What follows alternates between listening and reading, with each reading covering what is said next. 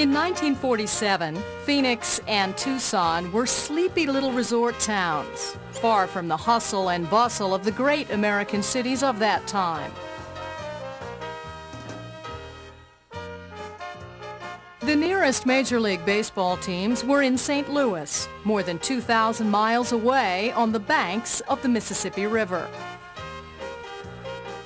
That spring, a time when Americans were still readjusting to life following years of war, Bill Veeck and Horace Stoneham brought their baseball teams to Arizona to train.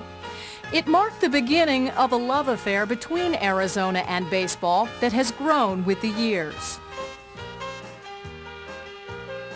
For almost 50 years now, Arizonans have marked the beginning of spring by the arrival of baseball. While most of the nation relies on the shadow of a groundhog to predict spring's arrival, it's the phrase, "pitchers and catchers report," that signals the end of winter in the desert Southwest. And just as spring is a part of our seasons, baseball is a part of our heritage, part of our history. It's reminiscent of an early day when life was a lot simpler.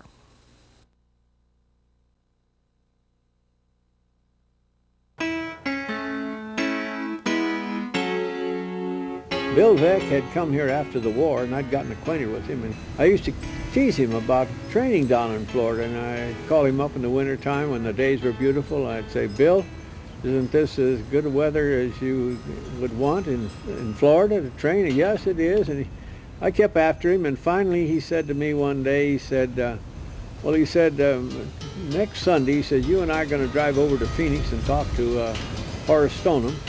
And if he'll bring the New York Giants to Phoenix to train, I'll bring the Cleveland Indians to Tucson." And they came and trained here, and they kept training here for many, many years.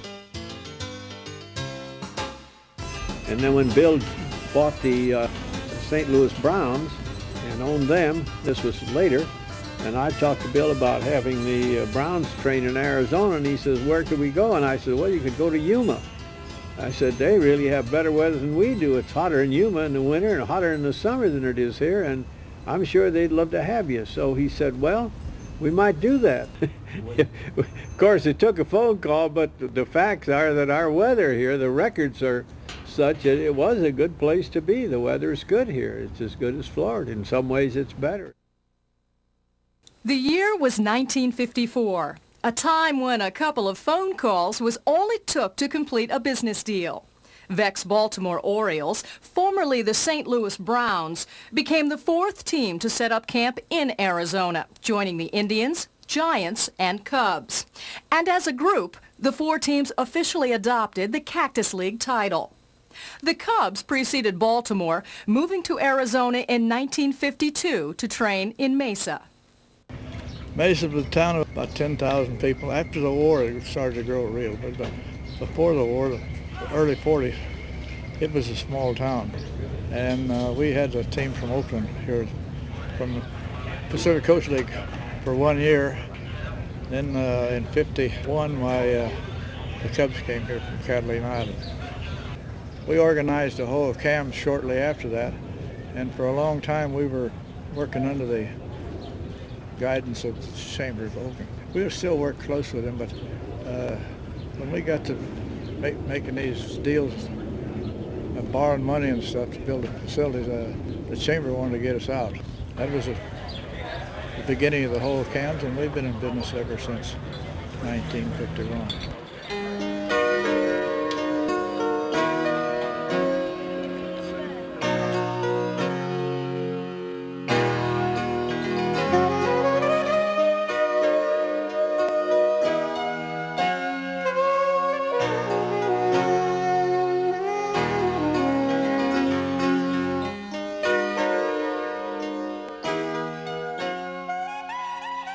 Spring training was a big hit all over Arizona. One constant that plays a major role in the success of the marriage between the state of Arizona and Major League Baseball has been the active participation of booster groups. These organizations host the teams, operate the stadiums, and help to provide the most beneficial work setting for each of their respective clubs. In return, the communities benefit from the charitable donations from these groups. The Cleveland Indians were an important part of Tucson's life. They brought some great publicity to the community. They brought money to the community. They brought a lot of nice people here. Some of them came back and stayed and lived here, and we welcome them as visitors, and the same thing's happening now with Denver.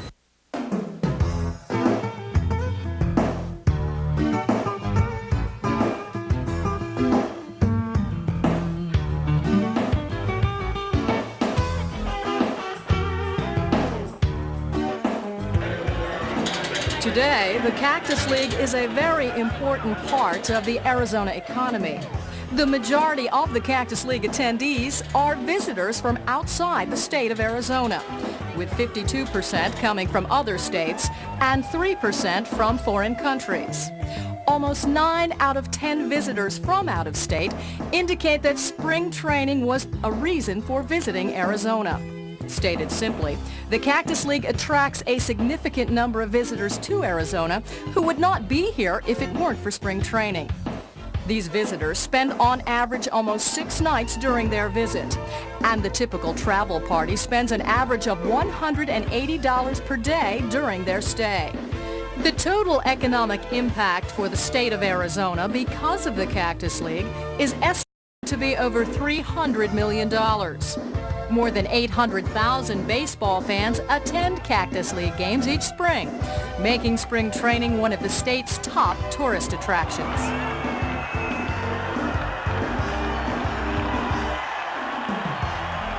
Number 21, Sammy Sosa.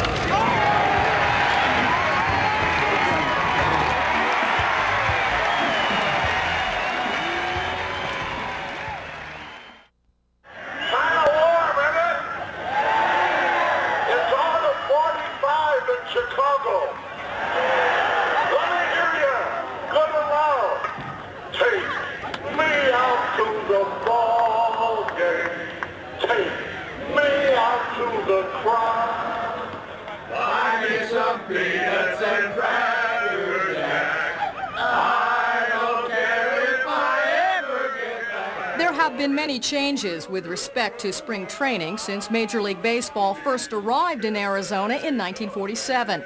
The small resort towns that welcomed baseball so long ago are now major metropolitan cities.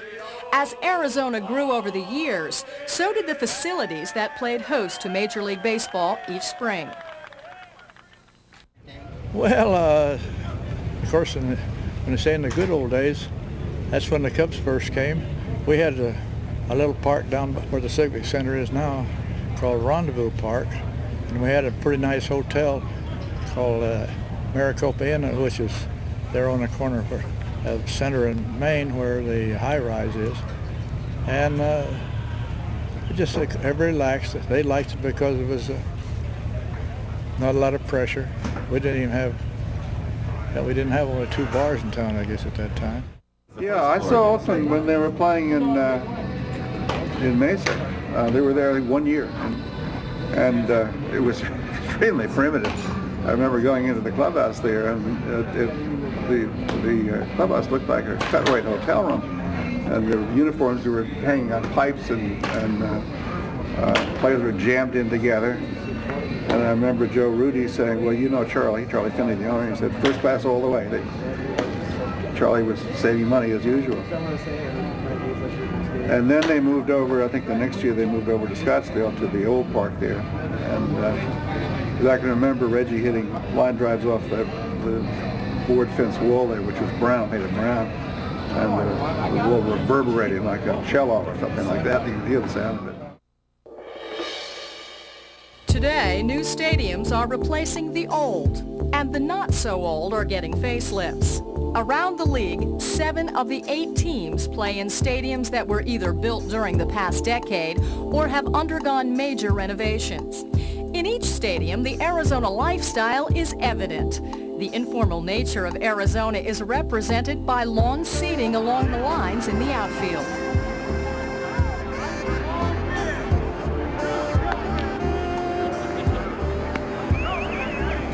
Lawn seating is a fixture at more than half the Cactus League parks, including the Peoria Sports Complex, where Seattle and San Diego both play. Dubbed the crown jewel of all spring training sites, this facility features 13 practice fields and can accommodate more than 10,000 fans. The complex is unrivaled, including all of Florida's sites.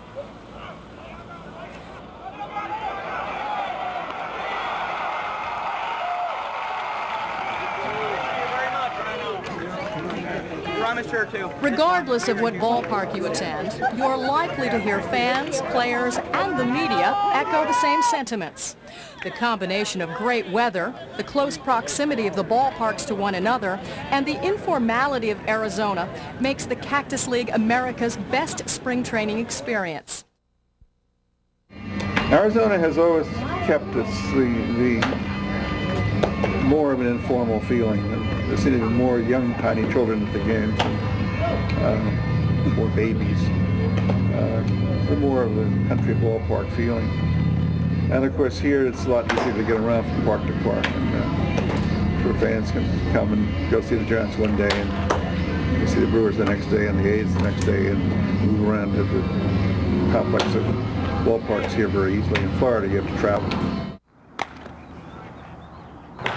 To be honest with you, spring training for me is a time where the pressure's off and I can enjoy baseball the way I wish I could enjoy it all year long. If I was a fan, this would be the place to come, is because we are accessible and everybody's much more relaxed and therefore you're in a good mood. And you know, when the pressure's on, you've got to be careful how you deal with players. I just know because sometimes I react differently during the season than I do in spring training, you know, because I'm uptight.